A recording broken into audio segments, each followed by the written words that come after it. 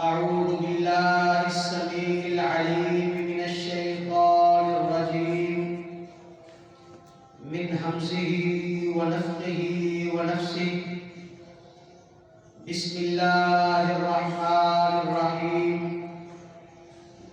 سبحان الذي أسرى بعبده ليلا من المسجد الحرام إلى المسجد الأقصى الذي باركنا حوله لنريه من آياتنا إنه هو السميع البصير.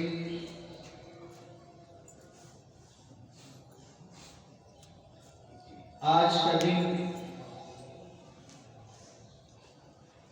ایک حوالے سے نبی صلی اللہ علیہ وسلم کی نبوت و رسالت اور آپ کی تاریخ طیبہ اور سیرت مطہرہ کے حوالے سے بڑی اہمیت کا حامل ہے کہ آج کا دن وہ دن ہے جس میں علماء اکرام کے ایک قول کے مطابق نبی صلی اللہ علیہ وسلم کو معراج کروائی گئی اور اس کا تذکرہ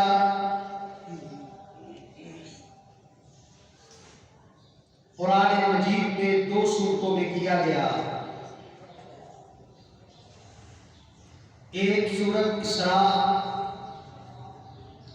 جسے بنی اسرائیل بھی کہا جاتا ہے اور دوسری سورت نجم ہے. دراصل اللہ تعالی نے انسانوں سے ایمان بالغیب کا مطالبہ کیا ہے. الذین یؤمنون بالغیب کہ متقی اور مومن وہ لوگ ہیں جو ایمان بالغیب لاتے ہیں. اور اصل یہی مطلوب و مقصود ہے کہ اگر ایک شخص جسے میں کسی واقعہ کی خبر دیتا ہوں اگر وہ میری بات پر یہ کہے کہ مجھے چل کے دکھا کے لاؤ اور پھر میں وہ چیز اسے دکھا دوں تو اس کا مطلب یہ ہے کہ اس نے میری خبر کو نہیں مانا، اپنے آپ پر یقین کیا ہے. تو جب اللہ تعالی نے اپنا پیغام اپنے نبیوں کے ذریعے بندوں تک پہنچایا، اب بندے اگر ان چیزوں کو دیکھ لینے کے بعد تسلیم کریں تو اس کا مطلب یہ ہے کہ انہوں نے اللہ اور اس کے نبی کی بات کو تسلیم نہیں کیا. اس لیے عقل مند اور بیوقوف لوگوں میں فرق یہ ہوتا ہے کہ عقل مند لوگ بات کو سمجھتے ہیں، پرکھتے ہیں، اس پر غور و فکر کرتے ہیں اور پھر اسے تسلیم کرتے ہیں. اور احمق اور بیوقوف لوگ وہ دیکھ کر مانتے، اس کے بغیر وہ تسلیم نہیں کرتے کیونکہ ان کے پاس آنکھیں تو ہوتی ہیں، عقل نہیں ہوتی. جبکہ مومن عقل مند اور دانا ہوتے ہیں، وہ اللہ کے پیغام کو سوچتے ہیں، سمجھتے ہیں اور مانتے ہیں. لیکن نبیوں کا معاملہ عام انسانوں سے مختلف ہوتا ہے. اس لیے کہ نبیوں نے اللہ کا پیغام لوگوں کو بتانا ہوتا ہے اور اس کی وضاحت کرنی ہوتی ہے، لوگوں کے سوالوں کے جواب دینے ہوتے ہیں، لوگ ان سے تفصیل چاہتے ہیں، اپنے ذہنوں میں اٹھنے والے اعتراضات کا حل چاہتے ہیں۔ اس لیے اللہ تعالی نبیوں کو صرف ایمان بالغیب کا حکم نہیں دیتا، بلکہ بہت ساری ایسی چیزیں جو غیب میں ہوتی ہیں انبیاء کو ان پر مطلع کر دیا جاتا ہے۔ وَكَذَلِكَ نُرِي إِبْرَاهِيمَ مَلَكُوتَ السَّمَاوَاتِ وَالْأَرْضِ وَلِيَكُونَ مِنَ الْمُوقِنِينَ۔ ہم نے ابراہیم علیہ السلام کو آسمان و زمین کی بادشاہت کے انتظامات دکھائے، اپنی بادشاہت دکھائی، تاکہ وہ یقین کرنے والوں میں ہو جائے۔ اور یقین تین قسم کا ہوتا ہے، ایک یقین بالعلم ہوتا ہے کہ انسان علم سے یقین کر لے، اور ایک اس کو حق الیقین کہتے ہیں، اور ایک یقین بالعین ہوتا ہے کہ انسان دیکھ کر یقین کرتا ہے۔ تو اللہ تعالی اپنے نبیوں کو ایسی چیزیں دکھاتے ہیں تاکہ ان کا عینی یقین ہو جائے، تاکہ وہ لوگوں کے سوالوں کا جواب دے سکیں اور لوگوں کو اللہ کے پیغام کی تفصیلات بیان کر سکیں۔ آج بہت سارے لوگ کہتے ہیں کہ جی تم جنت اور جہنم کی بات کرتے ہو، کس نے دیکھی ہے؟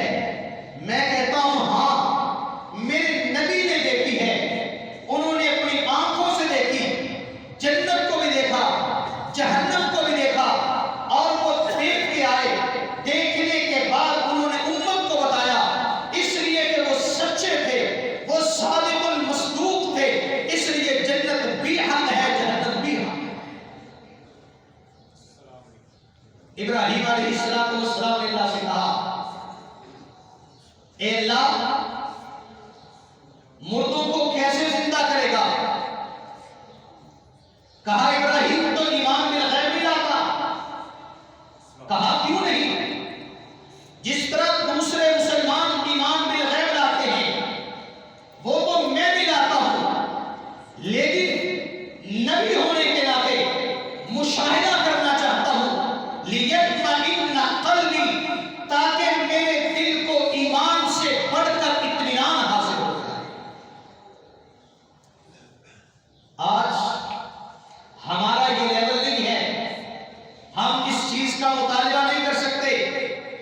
اللہ تعالیٰ نے ابراہیم علیہ السلام کے مطالبے پر انہیں دکھایا، فرمایا کہ 4 پرندے لے لو، انہیں ذبح کرو، ان کا گوشت بناؤ، اور پھر پہاڑوں پر جا کر مختلف جگہوں پر رکھو، ان کو آواز دے ہوئے تو وہ بھاگتے ہوئے تمہارے پاس آ جائیں گے، زندہ ہو کے آ جائیں گے۔ یہ ایک نبی کا مقام ہے، یہ ایک امتی کا مقام نہیں ہے۔ اسی طرح نبی صلی اللہ علیہ وسلم کو معراج کروائی گئی۔ اللہ تعالیٰ فرماتے ہیں، سبحان الذی اسری بعبدہ لیلا من المسجد الحرام الی المسجد الاقصی۔ پاک ہے وہ ذات جس نے اپنے بندے کو ایک رات میں سیر کروائی۔ اسرا کا مطلب ہی ہوتا ہے رات کو چلنا، رات کو سفر کرنا۔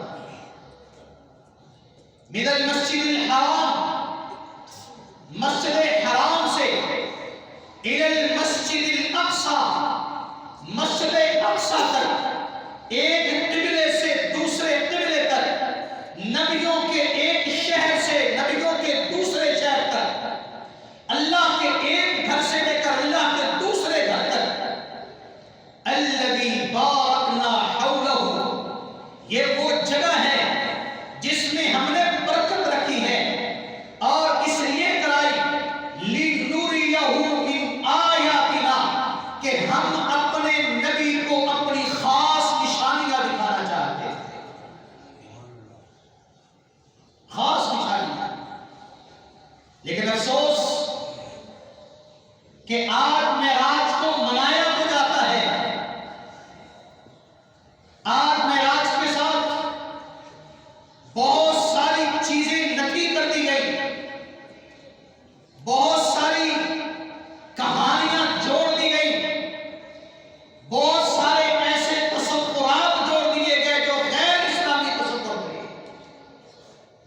لیکن جو معراج کا مقصد تھا اس مقصد کو بیان نہیں کیا جاتا.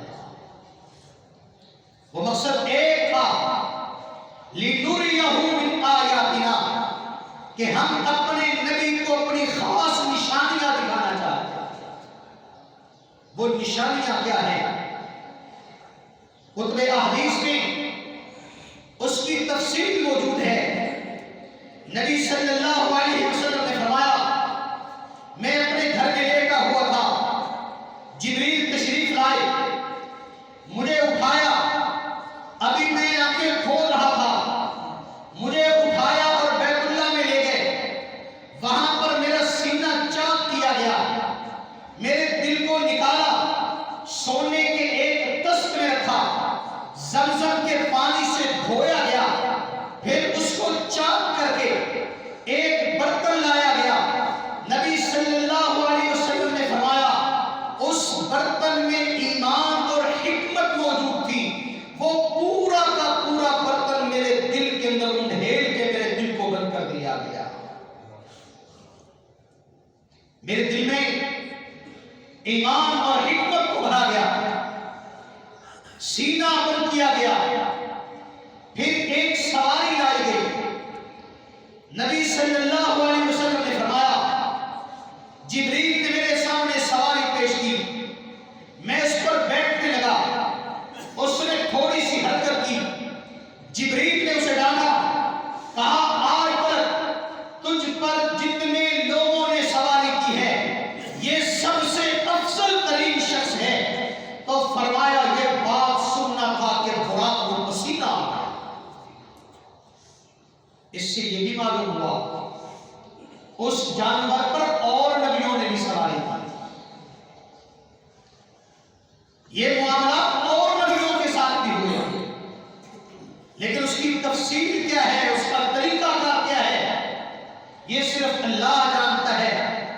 فرمایا ہم یہاں سے چلے تو اس جانور کا ہر قدم حد نگاہ پر پڑتا تھا، اور سائنس یہ کہتی ہے کہ انسان کی نگاہ کی حد 8 کلومیٹر ہے.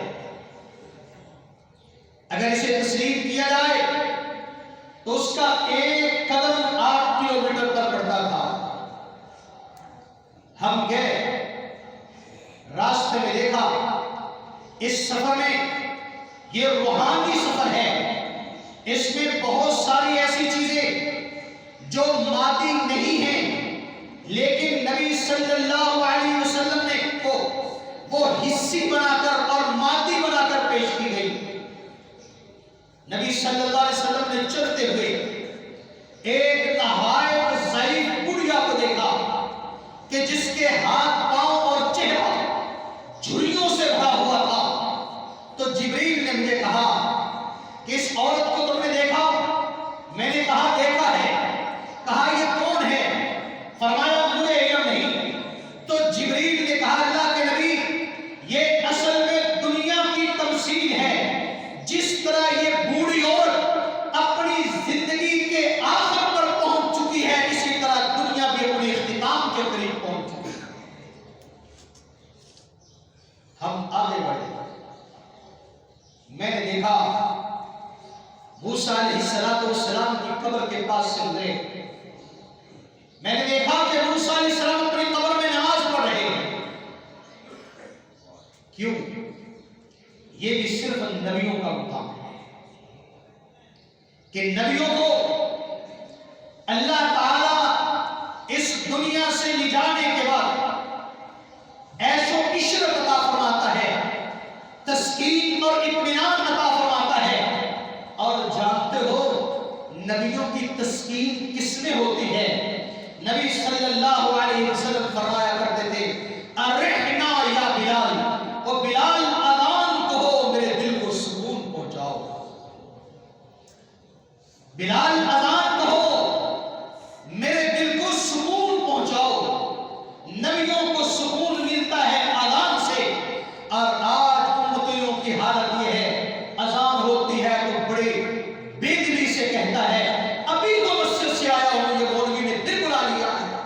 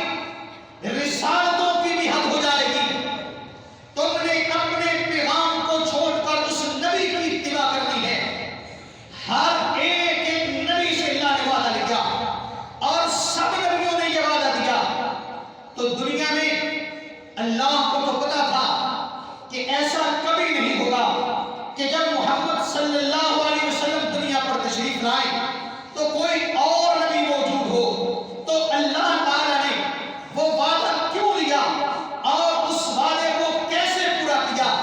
اس وعدے کو بیت المقدس میں پورا کیا گیا، جب سارے نبی پیچھے سب میں مقتدی بن کے کھڑے تھے اور محمد رسول اللہ پیش امام بن کے کھڑے تھے۔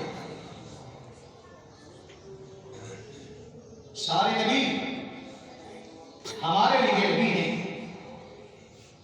ہمارے لیے رسول ہیں، لیکن محمد رسول اللہ کے مقابلے میں ان کی حیثیت امتی کی۔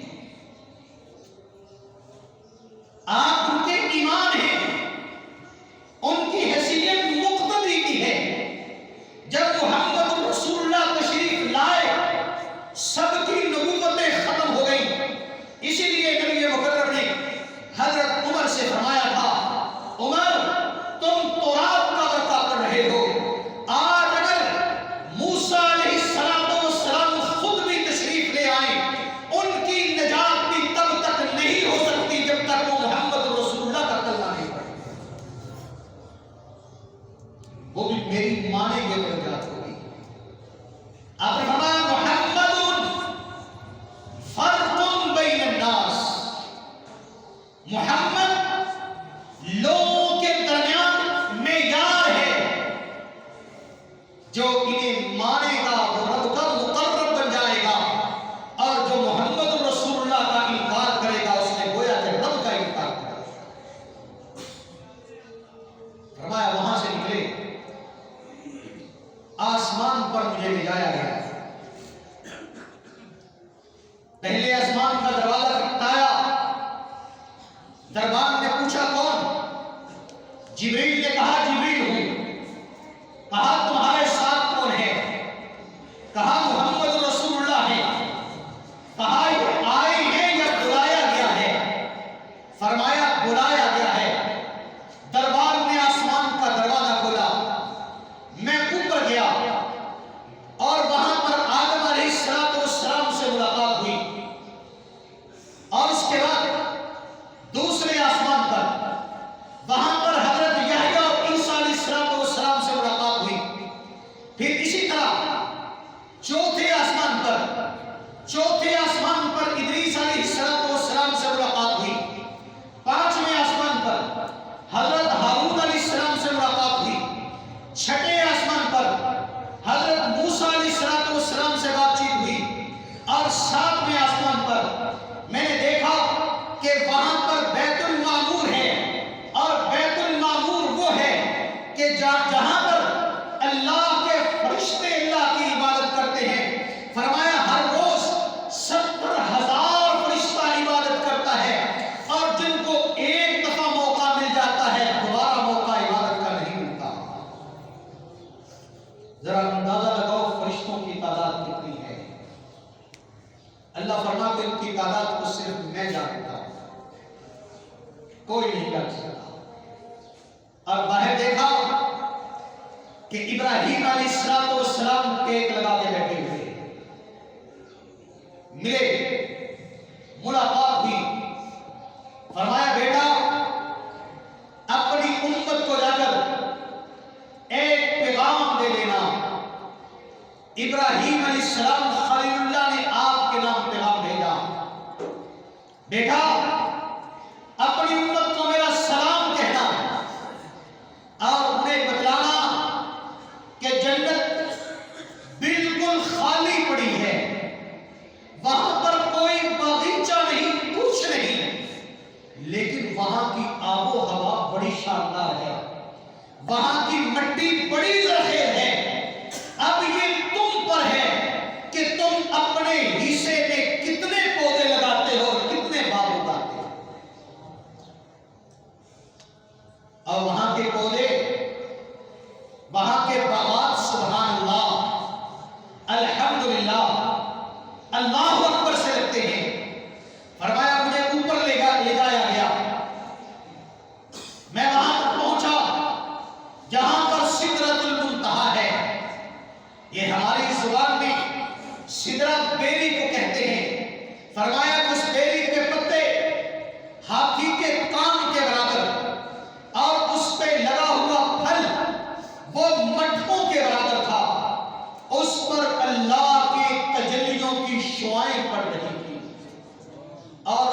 فرشتے اس طرح چھائے ہوئے تھے جس طرح یہاں پر آپ دیکھتے ہو کہ مکڑیاں چیزوں پر چھائی ہوتی ہیں، تتلیاں اس طرح ہوتی ہیں، نہایت روشنی کے خوبصورت مینارے بنے ہوئے، روشنیاں بنی ہوئی، فرشتے اس پر چھائے ہوئے۔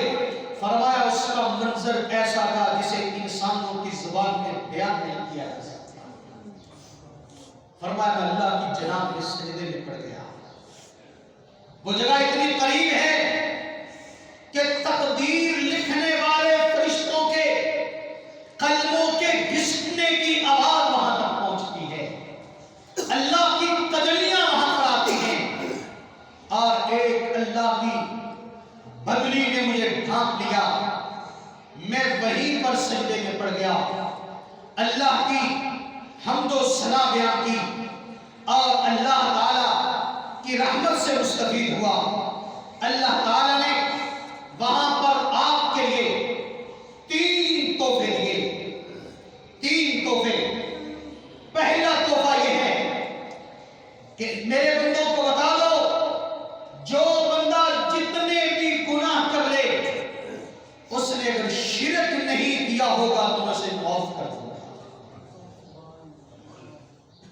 اگر شرک نہ کیا ہو، جتنے بھی گناہ ہوں گے میں معاف کر دوں گا۔ اور ایک حدیث کے الفاظ اس سے بھی شاندار ہیں۔ اللہ نے فرمایا میرے بندے، اگر تو زمین گناہوں کی بھر کے لے آ، زمین گناہوں کی بھر کے لے آ، لیکن ان بھرے ہوئے گناہوں میں ایک بھی شرک کا گناہ نہ ہو، تو تجھے معاف کرتے ہوئے مجھے کچھ بھی پرواہ نہیں ہوگی۔ اور دوسرا تحفہ سورۃ بقرہ کی آخری 2 آیات، آمن الرسول سے لے کر آخر تک، یہ اللہ تعالی نے خاص آپ کو تحفہ عنایت فرمایا ہے۔ اور تیسرا تحفہ وہ 5 نمازیں،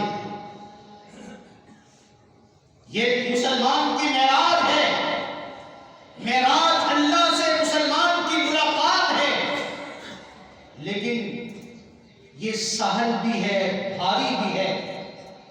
اللہ تعالیٰ نے قرآن مجید میں فرمایا نماز بڑی بھاری ہے، الا علی الخاشعین، مگر اللہ سے ڈرنے والوں کے لیے یہ بھاری نہیں ہے۔ اگر انسان کے دل میں اللہ کا خوف پیدا ہو جائے تو پھر نماز پڑھنا کچھ بھی مشکل نہیں ہوتا۔ وہاں پر نبی صلی اللہ علیہ وسلم کی فرشتوں سے ملاقات ہوئی۔ نبی صلی اللہ علیہ وسلم نے فرمایا میں نے ہر فرشتے کو دیکھا کہ وہ مجھے بڑا مسکرا کر ہنس کر ملا، لیکن ایک فرشتے کو دیکھا کہ جس کے چہرے پر کوئی مسکراہٹ بھی نہیں۔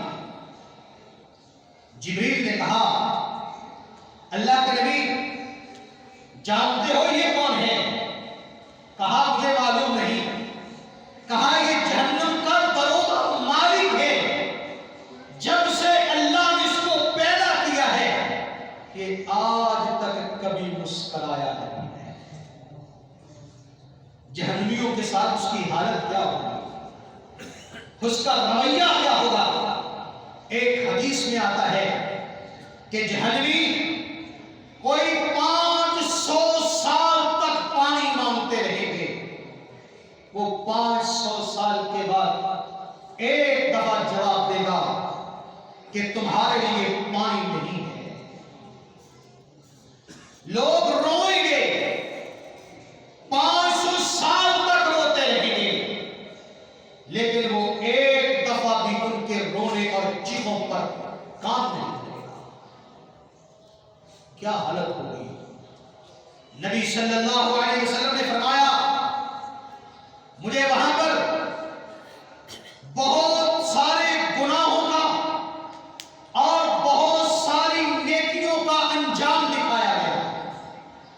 میں نے دیکھا کہ کچھ لوگ ہیں، ان کے سامنے کھیتی ہے، खेती बोते हैं, फौरन देखते ही देखते बढ़ जाती है।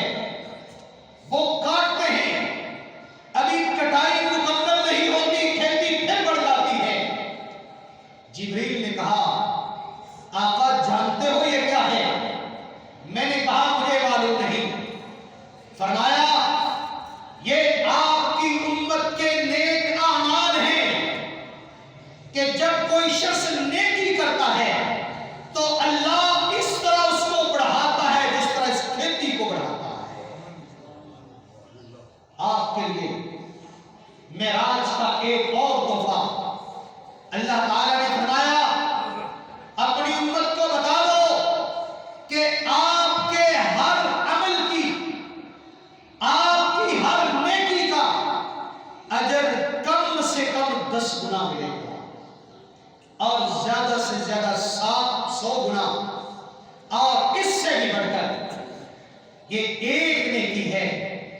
गुनाह किया जाए सिर्फ एक लिखा जाता है, और नेकी की जाए तो वो कम से कम 10 गुना लिखी जाती है।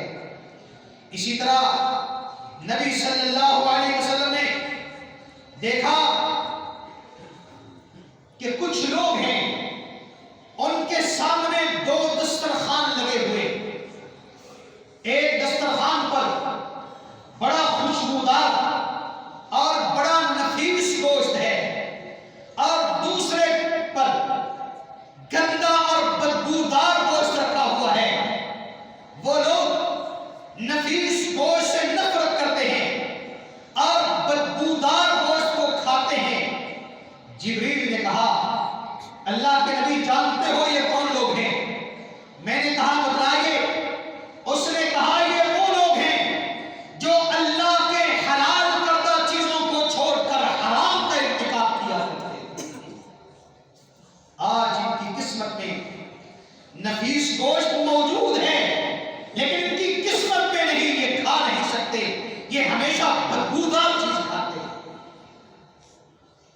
इसी तरह नबी सल्लल्लाहु अलैहि वसल्लम ने फरमाया, मैंने देखा कुछ लोग जिनके होंठ ऊंट की तरह बाहर को फैले हुए, बड़े बड़े होंठ, और फरिश्ते उनके मुंहों को चीर चीर के, उनके मुंहों को चीर के उनके अंदर गोश्त डाल रहे हैं, और वो चीरने से चीखें मार रहे हैं, तलमला रहे हैं। जिब्रील ने कहा, अल्लाह के नबी जानते हो ये कौन है? मैंने कहा बतलाइए ये कौन है? फरमाया, ये वो लोग हैं जो यतीमों का माल खाया करते थे। फरमाया, मैंने कुछ औरतों को देखा जिनके सीनों में कील खुए हुए, कील खबो के, उनको आसमान और जमीन के दरमियान लटका दिया गया है। वो चीखती है, चिल्लाती है। जिब्रील ने कहा, अल्लाह के नबी जानते हो ये कौन है? मैंने कहा बतलाइए। फरमाया, ये सियाहकार और बदकार औरतें हैं जिनको ये सजा दी गई है। और मुस्तदरक के हाकिम की एक रवायत बड़ी खतरनाक है हमारे लिए, आज की बहनों के लिए। इसी तरह की एक सजा देखी कि औरत के सीने में कील खबो के आसमान और जमीन के दरमियान लटकाया गया, और बताया ये वो खवातीन हैं जो बगैर किसी वजह के अपने बच्चों को अपनी छाती का दूध नहीं पिलाया। आज की औरतों को गौर करना चाहिए। इसी तरह नबी सल्लल्लाहु अलैहि वसल्लम ने फरमाया, कुछ लोग हैं जिनके पेट बड़े फूले हुए, इतने फूले हुए कि खड़े नहीं हो सकते, खड़े होते हैं तो गिर जाते हैं, अब जब गिरते हैं, अगली बात ध्यान से सुनने वाली, फरमाया कौमे फिरौन के जानवर उनको रौंद रहे हैं। यानी वो लोग फिरौन से भी गंदे हैं, वो लोग फिरौन के जानवरों से भी गंदे हैं कि उनको फिरौनी कौम के जानवर लताड़ रहे हैं। اللہ کے نبی جانتے ہو یہ کون ہے؟ یہ بد نصیب بدبخت کون ہے؟ میں نے کہا کون؟ کہا یہ سود خور، آپ کی امت کے سود خور ہے۔ یہ سود خور فرعون سے زیادہ گندے لوگ ہیں۔ نبی صلی اللہ علیہ وسلم نے فرمایا، میں نے دیکھا کچھ لوگ ہیں فرشتے ان کے جسموں سے گوشت کاٹ کے ان کو کھلا رہے ہیں، انہی کی جسموں کا گوشت کاٹ کے، اور وہ چیخ و پکار کر رہے ہیں۔ میں نے کہا یہ کون لوگ ہیں؟ فرمایا آپ کی امت کے وہ لوگ ہیں جو دوسرے لوگوں کی غیبت کیا کرتے تھے، جو عیب چوری کرتے تھے، یہ وہ لوگ ہیں۔ عزیزو ذرا غور کریں، آج ہماری کون سی مجلس ہے جو غیبت سے پاک ہے؟ آج ہماری کون سی بیٹھک ہے جو عیب جوئی سے پاک ہے؟ نبی صلی اللہ علیہ وسلم نے فرمایا، میں جنت کے پاس سے گزر رہا تھا، مجھے شدید اور عجیب و غریب قسم کی خوشبو آئی، ایسی تیز خوشبو، ایسی نفیس خوشبو، اتنی بہترین خوشبو میں نے نہیں سنی۔ جبریل نے کہا، اللہ کے نبی یہ نفیس خوشبو جانتے ہو کہاں سے آ رہی ہے؟ میں نے کہا بتلائیے۔ فرمایا یہ فرعون کی بیٹی کی کنگھی پٹی کرنے والی لونڈی کی خوشبو کے محل کی خوشبو ہے۔ اللہ یہ نہیں دیکھتا کہ کون کتنا بڑا ہے۔ فرمایا لا ينظر اللہ الی صورکم و اموالکم، اللہ نہ تمہاری شکلوں کو دیکھتا ہے کہ تم کتنے خوبصورت ہو، نہ تمہارے مالوں کو دیکھتا ہے کہ تم ارب پتی ہو یا کروڑ پتی ہو، وَلَٰكِن يَنظُرُ اللَّهُ إِلَىٰ قُلُوبِكُمْ وَأَعْمَالِكُمْ، اللہ دلوں کو دیکھتا ہے اور اعمال کو دیکھا کرتا ہے۔ پھر نبی صلی اللہ علیہ وسلم نے فرمایا اس کو یہ محل کیسے ملا؟ فرمایا ایک دن فرعون کی بیٹی کی کنگھی پٹی کر رہی تھی، ہاتھ سے کنگھی گری، اس نے کہا بسم اللہ، اللہ کا نام لے کر کنگھی اٹھائی۔ فرعون کی بیٹی پوچھتی ہے کس کا ذکر تو نے کیا ہے؟ اس نے کہا میں اپنے رب کا۔